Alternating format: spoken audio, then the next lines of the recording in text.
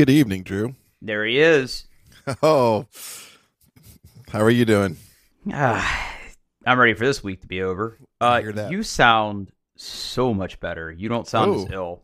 I don't. I feel good. Yes, Yeah. yes. I am free of mucus. Yeah. I was worried about you there. There were some D&D nights where you were coughing a lot and Yeah, yeah. oh, I do feel better. yeah. Well, that's good. All right. I feel this is going to be the Paul and Drew spent money podcast. Probably. Yeah, Yeah. yeah. I mean, as usual. Yeah, so I'll kick things off here. So a couple weeks ago, I mentioned that I was sort of on the fence about buying a new 3D printer, Uh huh. and Yeah, I did yes. it. I did it. I did Oh, it.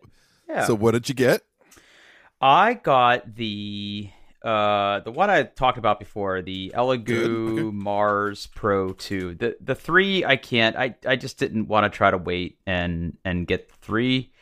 Got it. And also Amazon had this on sale, so I was like, I'm sort of out of reasons as to why. Excellent. Yeah. So it's a thing. Okay.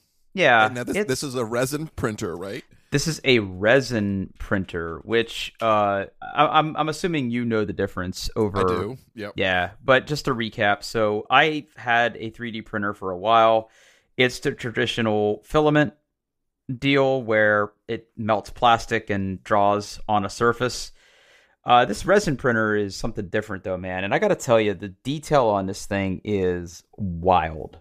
Um, it's really good. It's really super good. I printed a few little mini figurines on it. I mean, this is an entry level printer, so it's not very expensive and it doesn't have a big build area, so I can't print big things. But for the things that I've been printing, it's been fine. It is very messy. I sort of expected that. I didn't really understand to the extent of what it's going to be messy. Now, So, define messy. all right. Well, obviously, this is a resin printer, and the whole principle of it is you buy resin that is in liquid form, and you sort of need to walk with me through my mind palace for a minute because Okay. like this printer is it doesn't occupy a very large footprint on my workbench. It is like almost a cube, and there is a base, and in the base is a LED monitor that has UV pixels. Okay. So Okay. imagine a monitor, rotate it 90 degrees away from you so it faces up, Mm-hmm. and that lays flat. And the layer that the printer is currently printing lights up those pixels, which is what the resin touches, and it hardens. Now, on top of the monitor is a little trough. There's really no other way to describe it. It's a little square trough, and it's made out of metal. And the bottom of it is like a film. It's a very thin piece of film. So that trough sits on top of the monitor, and then you pour the resin into that reservoir trough type dealy. Okay. So, you know, then the build plate, the thing that actually your thing is printed on that you are printing, it lowers down from the top of the machine and it dips into the goop, and it rests about a fraction of a millimeter off of the film. So it traps a little fine layer of resin underneath it, and then when the light shines up from underneath, it hardens. Takes about 2 or 3 seconds on average to do a layer. It hardens to the plate. The plate lifts up out of the goop, rests for a second, goes back down in, and the process repeats. And then it like the build plate goes down, hardens, comes up, down, hardens, up, down, hardens, up. And each time it just gets a little higher because it's basically pulling your print out of the muck. Okay. Okay. Yeah. It's really I wanted to try to do like a time lapse of it, but I haven't been able to do that yet because the cover that goes on it makes it kind of hard to see what's happening. But look, this is liquid, and this resin is probably killing me. Um, It smells really bad. Like they make a really big deal of telling you, like, look, wear a mask, wear gloves, don't get any of this on you ever. And of course, like the first day I had it, I got it over my hands. Of course, as one does. Yeah. Yeah. Now, what's interesting is like the printer has like a little filtration system built into it. So when the cover's on and it's running, there's a little fan that sort of circulates the air from inside of it. And when the cover's on and it's running, you really don't smell it. But boy, you take that cover off and you got yourself a little trough full of goop. Smell is not great. And after every print, even if I load up the program that I use to sort of turn models into goop things, it gives you a rough estimation of the volume of goop that you need. Okay. But just because, the goop lays flat in the reservoir, you need more than that. Right? It's not like, it's right. That's all it's going to use, even though it's flat. So, it has a max fill line, and like when I'm done printing, that goop can sit in the reservoir not being printed for up to about 48 hours. If I know that I'm not going to print something longer than that, I need to dispose of the goop. And see, this is where things get a little bit weird. What they tell you to do is like dump it back into your bottle of the rest of your goop. Okay. But I'm using a type of goop that it says on the bottle not to do that. So I try not to waste it. Sounds like you're in the pocket of Big Goop. Yeah. Big Goop's running my life. And it's really messy. And like, when it's done printing, you sort of have to take apart the little mechanical arm that holds the build plate, and you flip that upside down, and then you have to like scrape your print off of it, because it is like it's almost cured to the bottom of the build plate. So you have to like pry that off of there, and goop is going everywhere because goop goes where goop goes. And you have to wear your gloves while you do that. And then you have to figure out, okay, so now my model's off. How do I handle this thing? Oh, I still have my gloves on. Cool. I'll put this over here. And now I'll get my tissues out and start wiping everything down and putting everything back together. And all the tools I touched have the goop on it. So I got to like clean all of that. And then I have to take my model. And this is the cool part, I didn't just buy a printer. I also bought a washing and curing station, because when the model comes out of the goop, you have to let it sort of like drip. All the goop has, like all the excess goop has to drip off of it.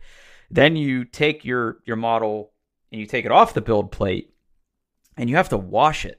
And the idea of washing it is that removes any extra resin that still might be on the model.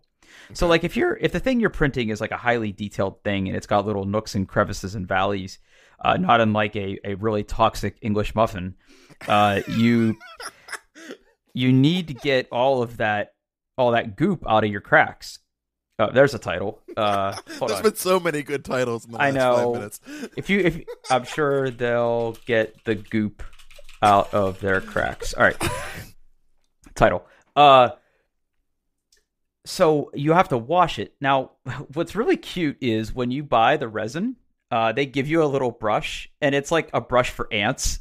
Like it's not very big. But what I did is, after doing my research, I bought a washing and curing station. Now, this part's pretty cool. So the resin I'm using is water washable. There's also alcohol-based washes, but I bought water washable for the explicit reason of I have a lot of water. I don't have a lot of rubbing alcohol. Right. So this washing and curing station, if you click on the link in the show notes that I just put there, this is a really cool device. So when the model's done printing, the first thing you have to do is you have to wash it. Now, this device is a 2-in-1 machine. And the way it works is it comes with a tub, and the tub, you put your water in the tub, and it has like a little basket that goes in the tub that your model sits in. And at the bottom of the tub is like a rotor. And when you put it in the machine, there's a magnet on the bottom of the machine. And you put it in wash mode, and the magnet spins, which spins the rotor and swooshes all the water around and gets all your excess goop off your model. So then, you let that run for a little bit, and then you take your little basket out of there. You have to let your model air dry pretty good. And then you put it back in this machine without the tub of water. And instead, you put a little rotating dial at the bottom of it. And you'll notice that there's also LED lights inside of that device. So it sort of spins inside of there like a display case of toxicity. And the UV LEDs cure it. And then it hardens up and it gets more detail. It's really sounds like a lot of work, and it is. I'm not going to lie, but it's actually pretty cool. Cool. Yeah. And the prints I've done so far, so I printed the test models that come with it.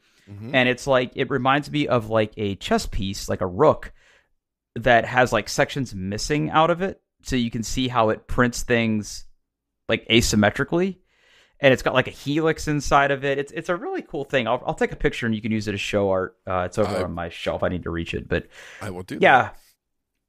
Yeah. So it's been pretty good, but it is a giant mess. I didn't buy. I wanted to buy a bigger one because I wanted to build. Oh, what else have I printed? I've been printing tiles for board games on it. So I have it in my head that I want to print tiles for Catan.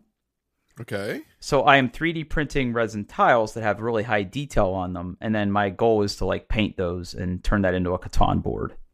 Sounds like a lot of work. Yeah, and then I printed a little Cade 6 model from Destiny 2. He turned out really cool. Nice. Yeah, and just a couple other little things just to play around. I'm still sort of dialing it in because the printer itself's pretty dead simple. The real art of this is taking a model and loading it into a program that turns it into like the machine code that the printer uses. And, because you can print things and it sort of prints in reverse, it's really the best way I could sort of describe it. You need to make sure that if there's little arms on figures that they don't sag while it's printing. So you have to tell it to print supports that sort of keep everything in place. So you sort of have to learn how to place all that stuff in there, but yeah, it's going pretty good. I'm enjoying it so far. I've already gone through one bottle of resin, and like a bottle of that resin's like $26 for like a liter. Okay. So yeah, it's okay. I mean, a spool of filament from my other printer, which I've never run out of filament so far. Like I've yet to fully consume a spool of filament for that printer. That's like $14 or $15. So this is definitely a more expensive medium to work with, but the details is pretty good. So one of these days when we're going to be able to like play D&D together again, I'm going to have really cool figures. I can't wait. Yeah. Okay. One more thing that happened this week, and it scares me a little bit. Okay. I want to know which way this is going. Well, I'm gonna sort of skip to the end here and say that Apple makes one hell of a phone case. Okay. Did your phone take an oopsie? No, it didn't. No. Oh, okay. Okay. No, and here's why. Let me see if I can. I'm gonna tell you a story. Just settle in here. Just get comfy. So well, not me, but one of the things that my company has really been harping on us on is work-life balance. And as such, I like to carve out time between 4 p.m. and 5:30 p.m. as my gym time. Now, if I am teaching a class or I know if I'm going to have late meetings, I will go to the gym earlier, but my routine is to usually stop working at 4. If I have a call that I can take from the car, I will do that as I drive to the gym because now I live further away from the gym that I go to. So I will take a call in the car and then like sign off right before I get to the gym at like 4. I have to be at the gym. Class starts at 4:25. So I can't leave here really realistically later than 4:10. But by the time I go upstairs, put on my workout clothes and lace up my shoes, I'm pushing it. And I really have to hustle. But as I am wont to do, sometimes people will call me immediately after calls, right? You have the call after the call. I'm sure you've been there. Yeah, I've been there. Yep. You have the call after the call. So like I'll grab my cell phone, like my work phone, and I'll put it on speaker and we'll be talking and I'll be getting changed. And I can multitask. I can do that all at once. Well, on Tuesday, I found myself in quite a pickle where I had a call go long. It went after 4.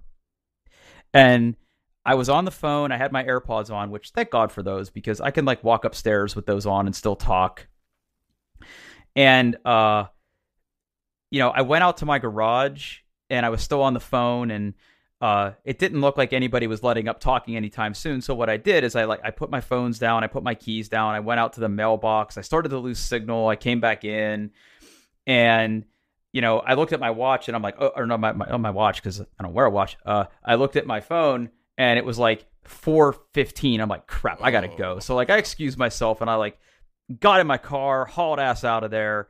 And, I'm driving to the gym and I'm listening to Spotify. I got some tunes cranking and I hear a car horn honk. And I just thought it, and people in Dublin drive, kind of rude sometimes. Oh no! But somebody's honking. They keep honking at me. Oh.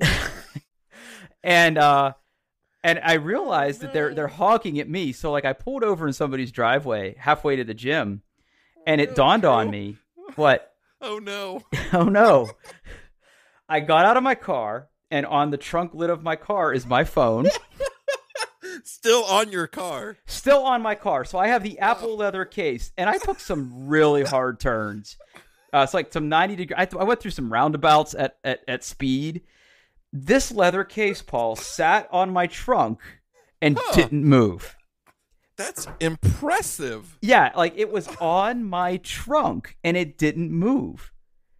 I mean, when I realized what they were beeping about, I was like, my phone's not there anymore. Like, I was like, it's gone, right? Yeah, your phone's destroyed. Yeah, my phone, best case, my phone is in a ditch with a crack, but it's dead. But no, I got out of my car calmly, collectively, looked at my trunk lid, realized my phone was still there. But Wow. like this leather case was sitting, and like I'm like, okay, well, did it scratch my trunk? And I'm like, and it didn't.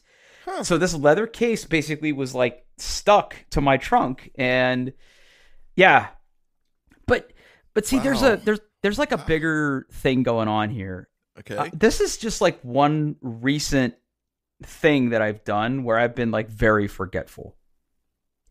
And it's really starting to worry me. And I don't know if it's stress or I'm just rushing too much to get things done. But I feel like this is like just the latest example of me sort of doing something stupid like that. And that's the thing that scares me a little bit more. I don't know. Do you do stupid stuff like that? Like I left the gas on the stove. Yeah, I've done that before. Yeah. Yeah, like I think at one point there was so much gas in the house it really was a danger.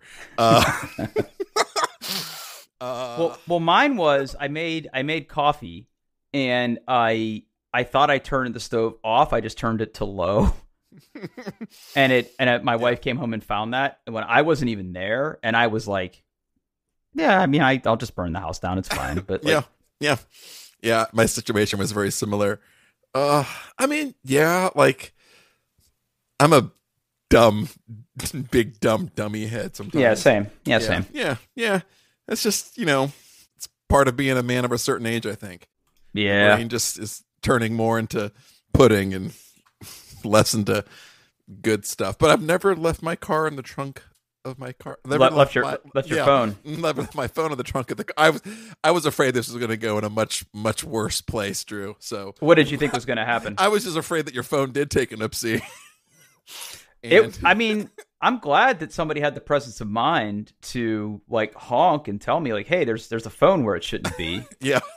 Now, you have wireless CarPlay, right? Right. So it was like playing music. Yeah. Yeah. See, I know I don't have my phone because I got to plug a wire into it like an animal. That probably would have saved me, right? I would have been, there's not a phone I need to plug in here. Mm-hmm. Yeah, exactly. Yeah. It was just like so scary, and I felt so bad. Like you just feel so dumb. You just feel so dumb when something like that happens. Yeah. I mean, I have done the like stereotypical like leaving a beverage on top of my car and then driving away and then hearing a thunk and looking out your back window and it's just Coke and ice. And I've done that with my sunglasses too. Like I've lost a pair of sunglasses that way. Yeah. I wouldn't know that. I don't wear sunglasses. But yeah. Yeah, so Oh, that was the thing that happened, and I'm I'm I'm I don't know. glad your phone didn't take an oopsie. Yeah, me too. But hey, Apple makes a good case. What do you want me to say? You should write Tim Cook a letter so he can include that in a key. Dear Tim Apple. Yeah. Dear Tim Apple, you make good cases. Thanks I so mean, much. you've seen that stuff where like they talk about the people like where their Apple Watches saved their life. You should hey, the Apple leather case saved my phone. I should. You And should do like that. Yeah. yeah, I should do that. I was worried that like because even though I have the leather case on there, like the lenses stick up, but I don't think the phone moved at all to even scratch anything because it was like pretty much in the same place that I left it. Now, had it been on the roof, if had I put it on the roof of my car, I think the wind probably would have pushed it off. But the fact that it was on Yeah. the fact that it was on my trunk and the whole BMW, if efficient dynamics thing, Yeah. there was not a lot of wind there. So, speaking of phones, though, it's your turn to talk about stuff. What's Yeah. going on with your 13? I got my iPhone 13 Pro. It's in my hand right now. It's awesome, Drew. It's awesome. All right, well, It's tell me awesome. about it. What's awesome? I'm so happy. So before this, I had a 12. 12 was fine. Uh, really going from the non-pro to the pro phones. Like these pro phones are built like a tank. They're so nice. Like the stainless steel sides just feel good. Uh, this phone is like noticeably heavier than my old phone. Like noticeably heavier. Uh, she thick, Drew. Okay. I love ProMotion. That's a high refresh rate.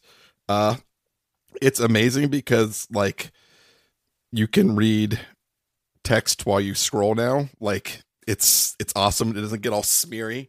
It's I don't think I could ever go back to a non high refresh. It's one of those things like Retina where like the first time you see it, you're like, oh, I need that, and I'm never going back.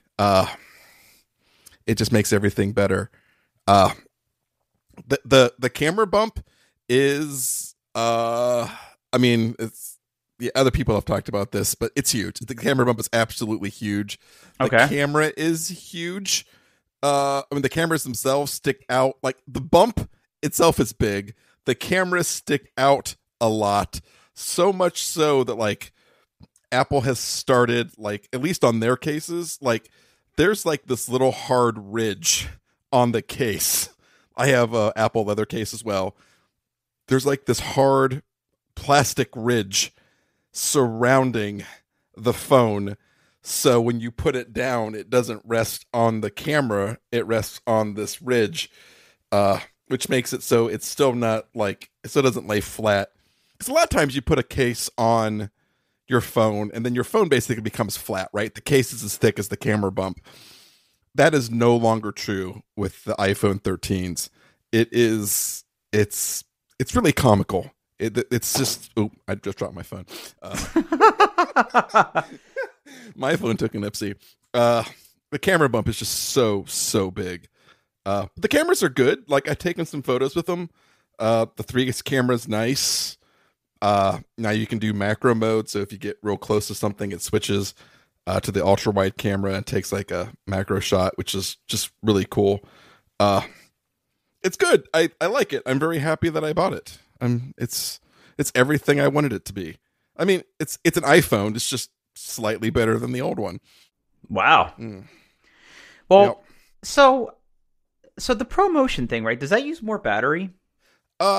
So oddly enough, well, obviously when it's in 120, like it's doing 120 hertz, updating 100 times a second, yes, of course it's going to take more battery. But what Apple did, same thing they did with like the watch and the iPad, it's variable refresh, so it can go all the way down to 10. So if you're not displaying, like if things are static and doing some animations, it'll go to 10. If you're watching a video in like full screen that's 30 frames a second, it'll lock at 30 or 24 or whatever it's at. It only ramps the refresh rate up when things are actually moving or you're scrolling.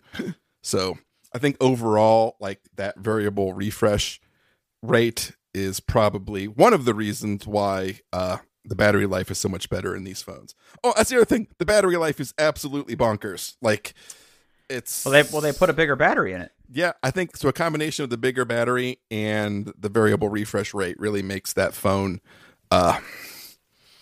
just have an awesome battery life. It's comical. Like, I was really having some battery issues and battery anxiety with my 12, and I no longer have that. It's just I don't have to think about it. It just works. So good, so good. Now, what case did you get? I did get the dark cherry apple leather, And you got a blue phone. I did get the Sierra blue phone. The blue is a little lighter than it looks like on Apple's product photos, but I'm happy with it. I'm not quite. I don't think with it being so new, I'm not quite ready to go caseless on it, but it looks really nice. I really like it. Okay. And then the wife got the Pro Max, right? She did get the Pro Max. And how's that going? She likes it a lot. Of course, like her getting a new phone was her first experience with iOS 15 and the new Safari. And no. Yeah, no. She bounced right off that, huh? Hard. And like in ways that I really wasn't expecting. Like, what do you mean? So obviously, tab bar on the bottom, bad. She uses tabs aggressively. Oh, like she's weapon. They're weaponized. Yeah. She has something like 200 tabs open or something at any given time. Yikes. And she does not like the new tab interface, which I never have tabs open. Like, if there's something I want to keep for later, I put that in Instapaper. Right. That's You're not an animal. I'm not an animal. That's where stuff like that goes. She just keeps the tab open, and yeah. Mm-hmm. But overall, she's happy with it. Okay. She hasn't complained to me. She does like the color. She liked the color so much that she ended up going and buying like it's not 100% clear. It's got like a floral design, but it's mostly clear, so she can see the color through it. She also got the Sierra blue. Yeah. Two happy iPhone owners. Two happy iPhone owners. Neat. Cool. Well, I'm glad that's all going well for you. Any other thoughts on it, or is that pretty much it? I think that's pretty much it. I mean, it's an iPhone, right? You know what to expect. Rectangle, glass, probably some aluminum in there, cameras. My notifications have been really fucky recently on the new iOS. Like, I get notifications like hours later for things that happened before, like voicemails and phone calls. It's really weird. I am having the iOS 15 bug where, that I wear an Apple Watch, right? And there's a feature that if you turn it on, and you're wearing a mask, Face ID will. If you're wearing an Apple Watch, it's unlocked using Face ID, and you have a mask. Basically, Face ID will kind of short circuit and just go, "Oh, I see a face. You're close to your watch. Your watch is unlocked. It'll unlock your phone." It's really great when you're wearing a mask out in the grocery store or whatever. That is broken on the new phones on iOS 15, and it's painful. Oh, and that's another thing. When I set up my new phone, I used the Apple device transfer. Like, you can set up a phone new, you can do like a old school like iTunes backup, or you can basically have it pull down an iCloud backup. I always like the device backup because like it copies over everything. Like, you're not logged out of a lot of things. Like, everything moves over, but it does take some time. And in my press experiences, it's always moved over the watch for me. It's like, hey, I see you're doing this. I see you have an Apple Watch. Do you want to just move it over to the new phone? You're like, yes, of course. And I don't know what happened, but it did not work. Like, I was like, I'm going to have to go to the Apple store because my watch is just broken now. I finally did get it to work by like holding one of the power buttons for a comically long time and getting it to like, I don't know, like super reboot or something. But getting my watch to work with it took way too long, and it was just absolutely frightening because it got into this like weird state where like the watch said like, I'm trying to pair, but I can't find your watch anymore. And the watch was just showing like this weird design with an Apple logo on it with like no progress bar or anything. It was just like, Ugh. it absolutely shit the bed. And I had to like, I think I ended up like basically forcing like a factory reset and pairing it like a new watch. I did get it to work, but it was definitely a very nervous 30 minutes or so trying to get that to go. Yeah. But other than that, it's absolutely flawless. Cool, man. Cool. Now, I saw you put this link for our next topic in here. Mm-hmm. I don't know who this person is. I didn't either. All right. So, I'm going to strap in for this one, bud. We talked about this before. I'm back on my coffee bullshit. I like a fussy way to make coffee. I'm gonna tell you a story. This whole thing started with me going, you know what? I really want a gooseneck kettle.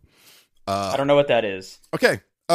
So usually kettle heats up water, right? Most of the time, you have, it's just a can, like, it's a kettle, right? You have a place to put water in, it heats up, and at the top, there's a little opening for the water to come out. You pour the water out, it's good.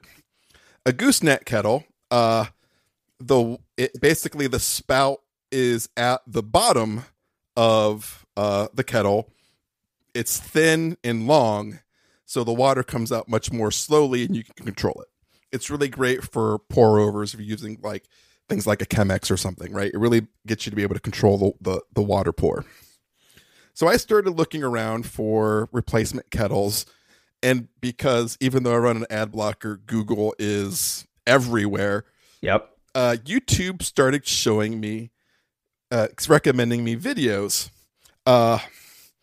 And like it's by this guy named James Hoffmann, and like all of his thumbnails are like they all have like him.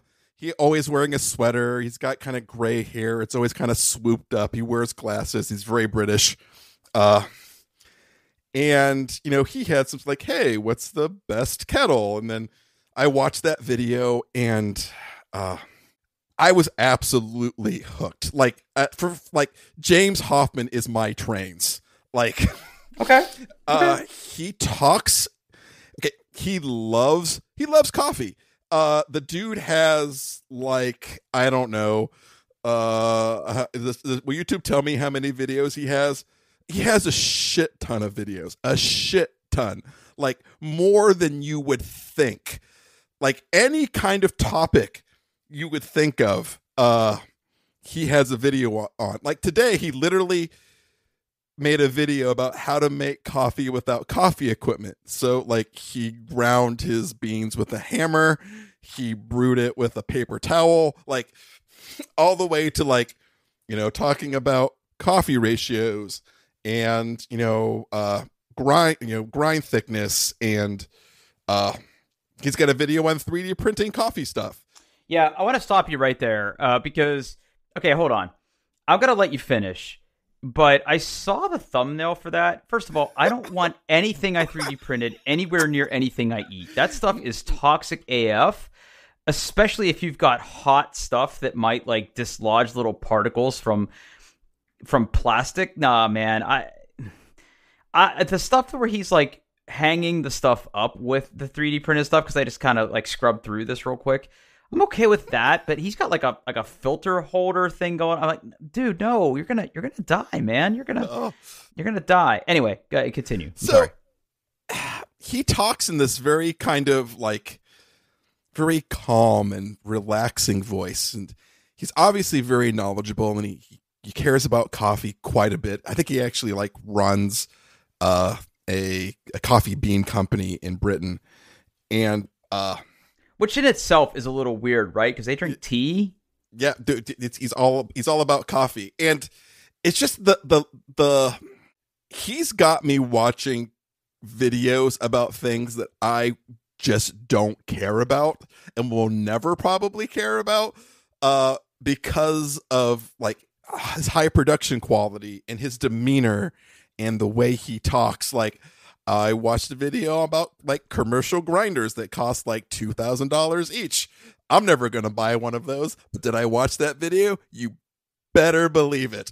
And the great thing is there's so many of them, and like YouTube's like, hey, do you want to watch a video about this really weird espresso maker? Like, yeah, I do. I don't even like espresso, but I want to watch this.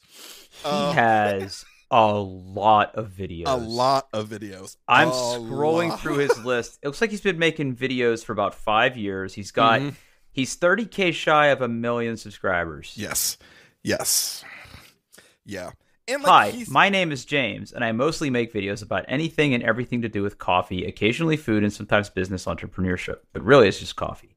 Yeah. I do how-tos, guides, reviews, vlogs, video essays, and mini documentary films. I'm a self-taught filmmaker and love creating on YouTube. In the real world, I've started a few companies. I wrote the World Atlas of Coffee, and I do a little advisory work for startups. If you want to get in touch, drop me a line, but please do read these 2 things first. I don't do paid reviews. Okay, good. I do get a lot of emails, so I can't help with queries about which equipment you should buy. But that's what his videos are for. Okay. And he's got a website. Yeah, and he's got a website. He's very big on the whole like no paid reviews things. Like what he's got a Patreon. A lot of times that he uses the money from there to buy products. And what he does is occasionally people will give him equipment they don't like expect a review, but he always makes sure that he gives that stuff away to his patrons. That's how he does things, right? He doesn't keep any of that stuff, he gives it away. He doesn't use affiliate links, he doesn't push his own brand of coffee. He actually did a review where he basically taught people like about like coffee tasting and what the different words on coffee meant. He went out of his way saying like, my coffee is not going to be anywhere in this video. Like okay. But his manner is just so good. But what he has got me to do is basically go, well, everything I own that makes coffee is garbage. and okay, that's one way of looking at it. Okay. Yeah. Okay. And I need to replace it all. So I don't have everything yet, but boy, have I made some purchases. All right, lay it on me. So, what have I bought so far? I did finally order a kettle. I ordered a new grinder. I ordered a vacuum sealed coffee container because I got to keep my good beans. I did order some new beans and resubscribe to like a coffee bean subscription. And right, I'm really suppressing a lot of anger here. I'm suppressing anger. I'm mad at you. Why? I'm mad at you. I'm mad. I'm going to get to that. I'm mad at you. Okay. I want you to know I'm mad at you, but I need links. I need to know what you bought. Okay. Hold on. All right. I'm going to get some links here. I don't want to give you too much beforehand.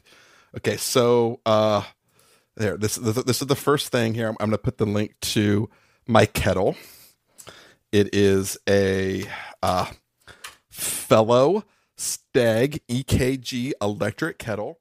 I got it in matte black. Oh, okay. I've seen these. When we were house shopping, there was a house that had this, and I really liked it. It's got a cool base. Mm-hmm. Oh, I didn't realize it came in so many different colors. Yeah, Look at that. I did get the matte black because you'll see there's a lot of things I bought from Fellow, and they're all the same color, which I really like. It's a lot smaller than my old kettle. I think it only holds like a liter of water, but that's more than enough I need for a brew because I make 1 cup of coffee at a time. Or it's not even liter; it's 0.9 liters. So it's not as big as you think. It's small. It's got a nice little LCD display. So then hold on. Let me go here. You know, I'll save the or crap. I should have had everything open and then I didn't because I suck. Where is I got this today. This is another Fellow product. I got the Fellow Atmos vacuum canister. It is a vacuum seal, primarily for coffee. You can put anything in there. I also got it in the matte black, so it all matches. It's a wonderful little vacuum seal where you basically put the top on and you kind of just twist the top back and forth, and it pushes all the air out. Wait, wait, And wait, wait. The Atmos vacuum canister, because you linked me to like a general product page. So the Atmos oh, okay. vacuum Oh, hold canister. on. I There's something on here called the Winners Oh, Bundle. I got it. I got it. I got it. I got. It. Yeah. I put the. I did grab the wrong link. There we go. There we go. All right. Now, okay, I'm here. Mm-hmm. But I'm looking at the Winners Bundle. But okay, Atmos vacuum canister. Okay. Yep. Oh, look how cute. Mm-hmm. Yeah. Yeah, and there's a little animated GIF of like the lady with really long nails turning the lid back and forth, in kind of a weird sexual way. I don't know. And it's I'm here for this. You just twist the lid back and forth, and it pushes the air out, and then this little circle indentation pops down to let you know that it's vacuum sealed correctly. So Does it go? All your beams. Does it go? It does not, but when you Okay. push, you have to obviously, pressure, right? You push all of the air out. There, you can't get the lid off no. anymore. You do have to push the button in the middle, and it does make this little sound, which is very pleasant. Press to release, just like me. What are they doing to those poor marshmallows? Yeah, well, they're showing you the vacuum, right? They're showing Okay. they're showing you that it gets all the air out. And I did buy a new grinder. Surprise, surprise. Also from Fellow. The coffee grinder I have now is serviceable, but it's absolutely gigantic. This one is much, much smaller. Yep, exactly. I like the industrial design. It doesn't have that big old plastic hopper at the top that a lot of grinders do, because like storing beans on top of your grinder is probably like the worst place to store your beans. Those things aren't airtight at all. Your beans are gonna vent gas. All things I've learned. Thank you, James. So this is basically, and it's perfect for me because I make 1 cup of coffee at a time. So you just put the beans in the top. You pick your grind setting.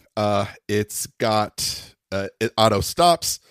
One of the features I like a lot is it has what is called a grind knocker. Gesundheit. Yep. So basically what that does is it's a little piece of metal that basically smacks the burrs, and it's designed to get all the ground coffee out, so you're not having like a lot of coffee residue left in your grinder, which is a big problem I have with mine. You can take the whole thing front off and clean everything if you want. It's got a lot of grinders, even some expensive ones. I learned they don't generate a lot of the motors are cheap, so they can't generate a lot of torque, so they make up by that by spinning really fast, which makes lots of noise. So a lot of times grinders are very noisy. Well, it turns out if you buy a good grinder, they're not nearly as noisy. So this one is a lot quieter, will be a lot quieter than my old one. It doesn't grind fine enough for espresso, but that's fine because I don't like espresso unless you put like lots of milk and sugar in it. Then it's delicious. I'm never going to brew espresso at home. So I got this bad boy. And yeah, those are my big purchases. I also got, hold on, let me find, I'll put an Amazon link for this because I don't know where else to buy it. Nope, not Clever Fox. It's called a Clever Dripper. It is, it's kind of like it's kind of like a baby Chemex, but so basically it is just, it kind of looks like a cup of coffee. You put you put a filter in it, you put the coffee in, you put the water in it, you let it steep, right? It's an immersion brewer. One of the nice things about it is, unlike a Chemex, it's basically got a seal that keeps all the liquid in there, so you can get, you can get good extraction, Drew. See, I'm learning all these words.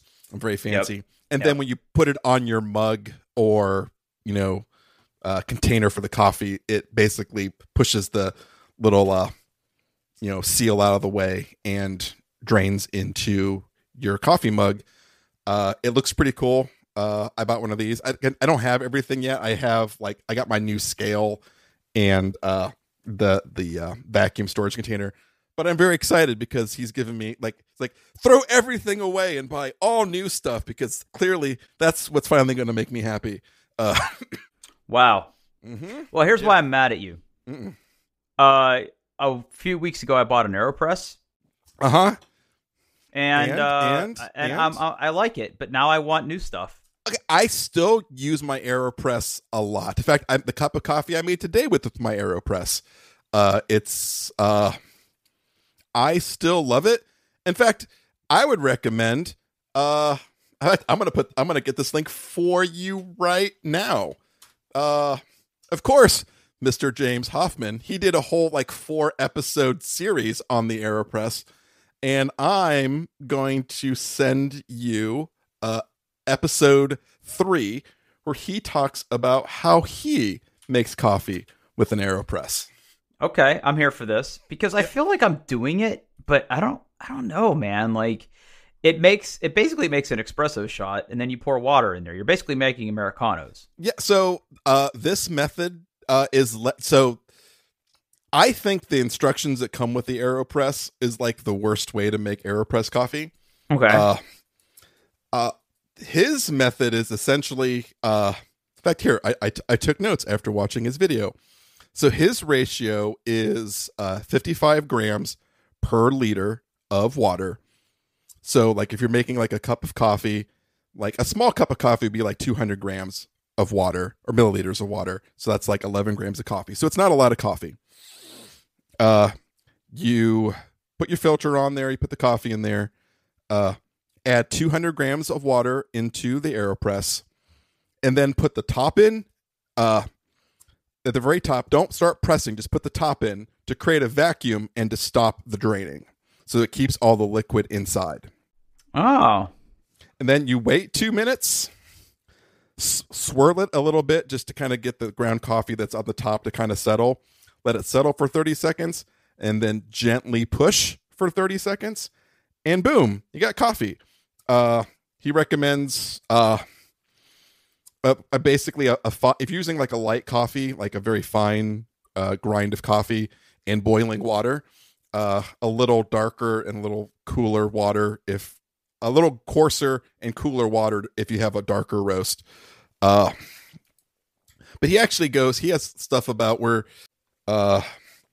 this may have been the video that, if I can find it. Okay, yeah.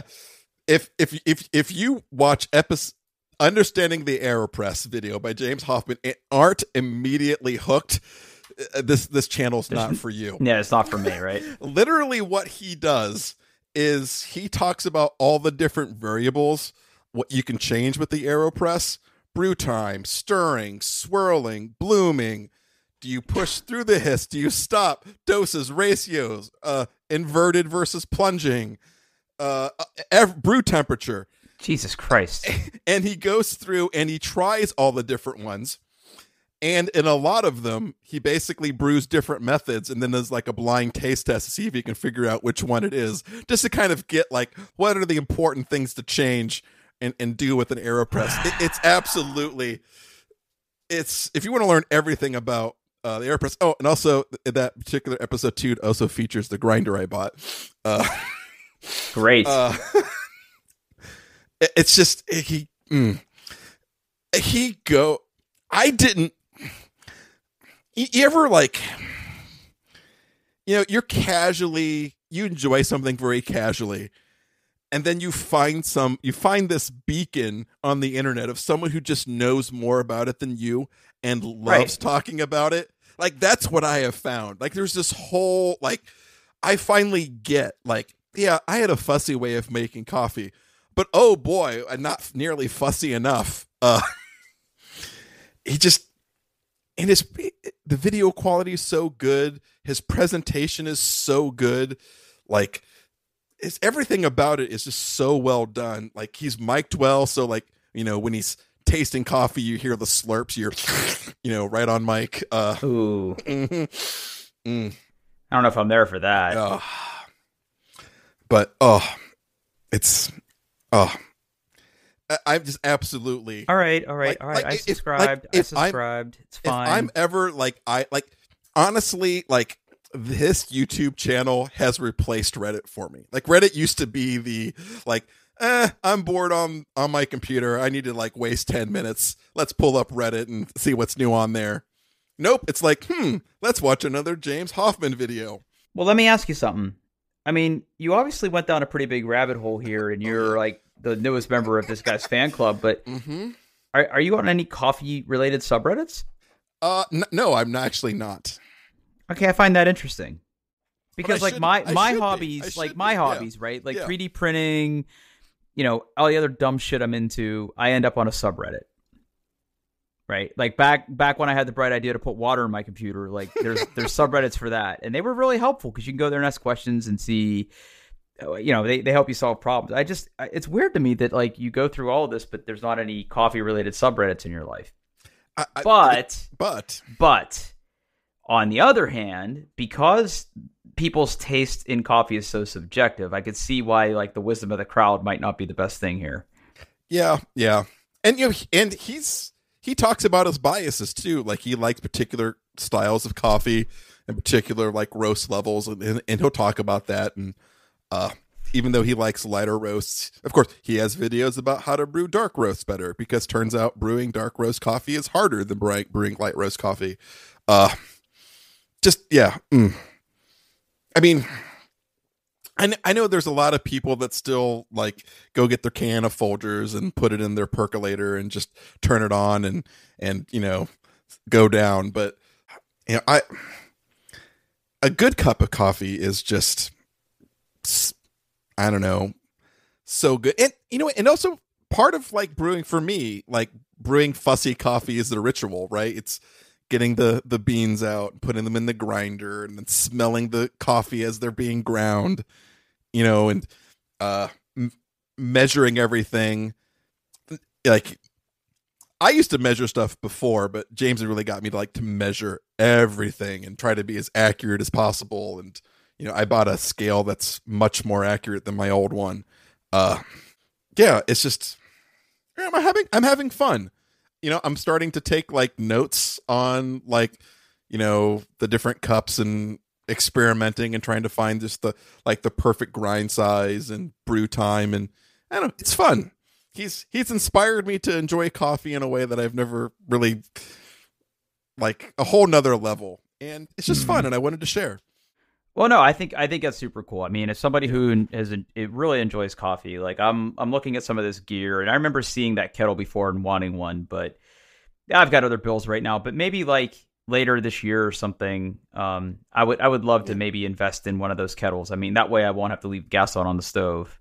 Yeah, and like even if you're using the AeroPress, like really watch those. Like if watch this number 3 video alone and start brewing your AeroPress like that, or just some different things. Like you can still get, like, I still love my AeroPress. Like it's still probably my go-to out of everything. My all of my weird pour over crap and my Chemex.